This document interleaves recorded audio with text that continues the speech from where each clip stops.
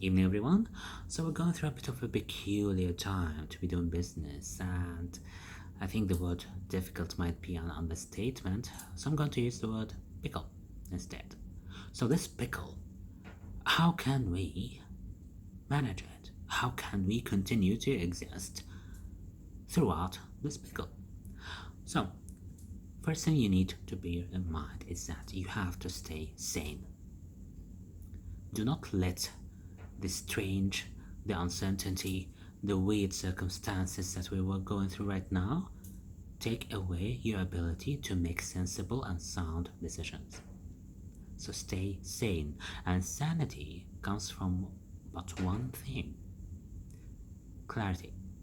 So let's try to assess the situation, find what we know, what we are certain or less uncertain about, and then for the uncertainty part, I'm going to tell you now what we're going to do with it. What is certain? What do we know today? We know that this kind of lockdown, we're going to go through it for at least 2 weeks. These 2 weeks can extend into a month, and it has a potential of going to unknown extent of time. But we know for sure it's going to be at least 2 weeks. So that's the first thing that we have figured out in this puzzle. The other thing is that your only metric that matters today is your runway. You have, in order for you to continue to exist outside this pickle, you have to make sure that you have a runway that can continue to sustain the business until it finishes. And we know that the minimum is 2 weeks. It can extend into 1 month. So let's try to build the runway to sustain the business for the most optimistic scenario, the good scenario, for the average scenario, and for the worst case scenario as well. So have a piece of paper, or bring up your laptop and open 3 files, or even use an Excel sheet and have 3 columns, one for each of these scenarios, and let's try to figure out the line items or the rows for each of these scenarios that we're going to build and compare. So the final outcome that we want is that we need the runway to sustain the business until the end.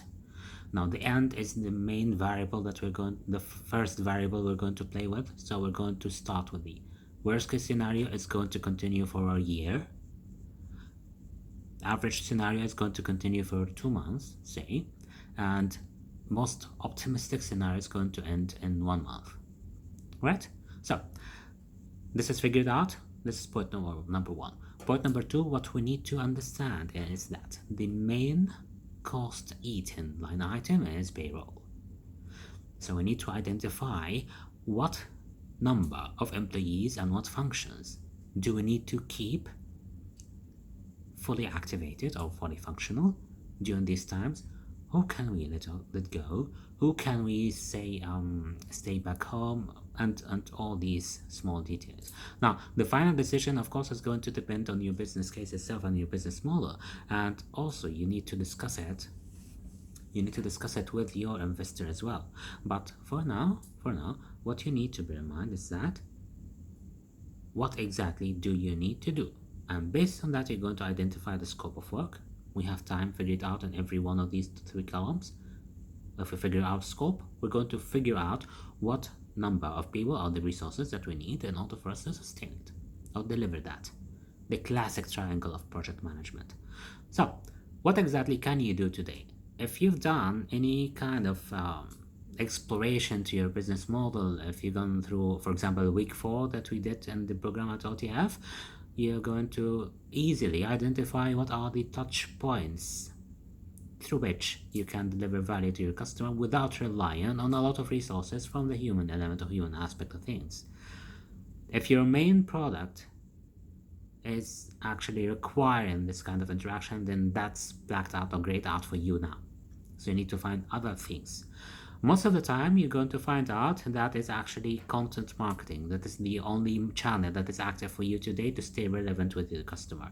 You're not going to generate money from it, but you still can't build a loyal user base, and you can still track some sort of traction and retention and build a good reputation doing that. So put that in mind. Content marketing. This video I'm doing right now, it can be classified into this kind of thing. Talking about how your customer or how your client can navigate this situation is a good content that you can push out there.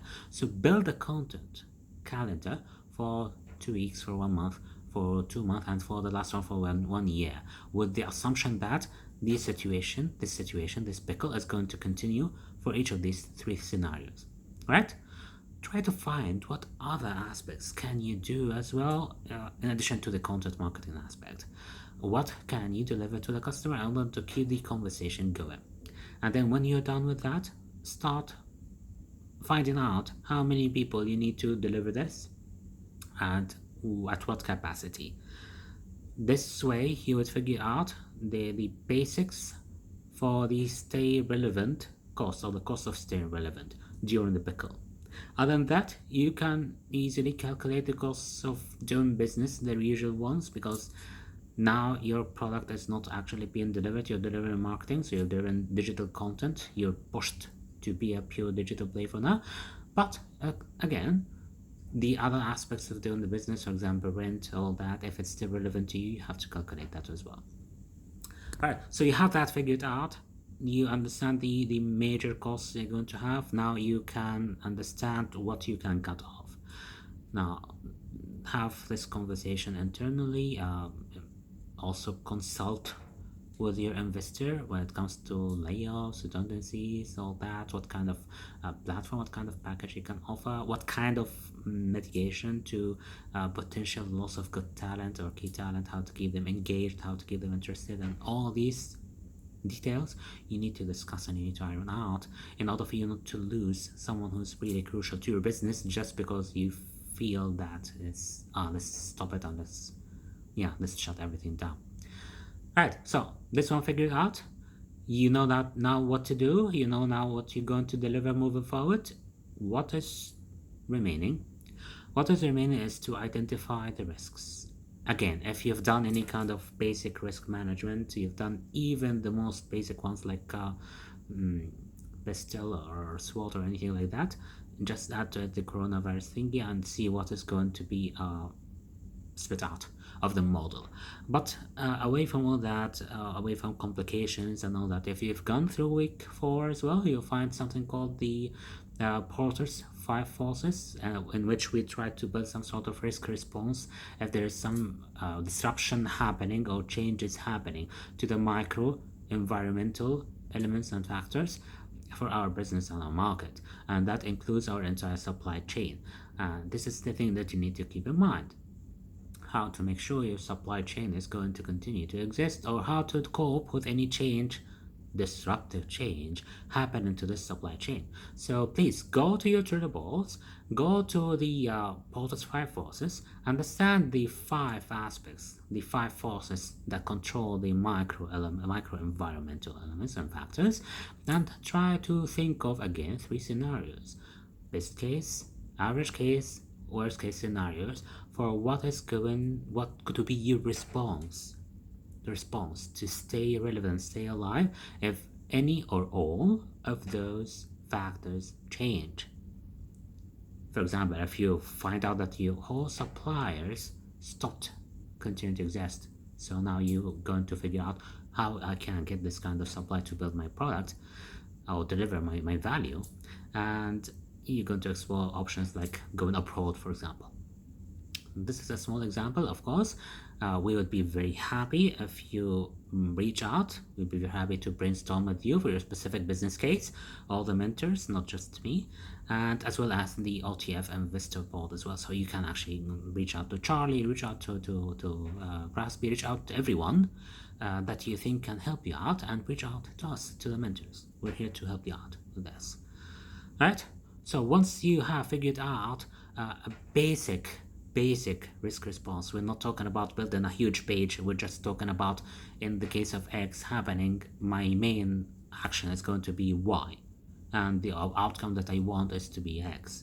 So the very basic one, the main reason for that is to reduce uncertainty and to have some sort of action plan that you can move with, or you can functionally operate with, in order for you to stay alive and, most importantly, stay sane.